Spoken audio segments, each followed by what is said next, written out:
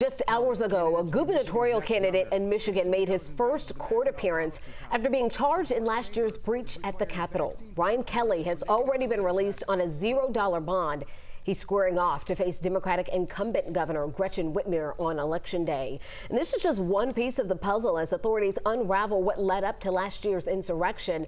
And a lot of those pieces come from right here in Georgia. We have also learned tonight two of the state's top elections officials will be testifying on Capitol Hill before the January 6th House Committee. Joe Hinkie joining us now with what we could expect from tonight's hearing. And Jennifer, as was the case during President Donald Trump's second impeachment hearing, Georgia could play a large role, perhaps more than any other state, in the January 6th committee hearings. It certainly seems to be the eye of the hurricane here. And it continues to be. Georgia State law professor Clark Cunningham says since 2020 and even through the recent state primaries, President Donald Trump has been focused on Georgia and attempting through various means to influence election results here. Today, a source in the Secretary of State's office confirmed Secretary of State Brad Raffensperger and his office's chief operating officer, Gabriel Sterling, have received subpoenas to testify before the January 6th committee.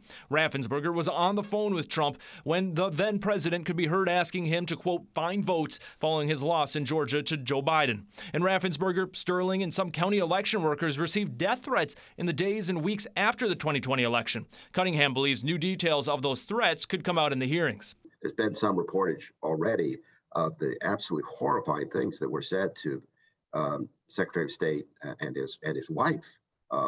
And I think that may be new to most people. Cunningham added the committee is expected as soon as tonight to release new information to the public that could include information from documents Trump's attorney, John Eastman, was just ordered to turn over to the committee. And once again, it could include Georgia. A number of those documents involve communications to and from members of the Georgia General Assembly, including some Georgia legislators were apparently asking Trump's lawyer to also be their lawyer.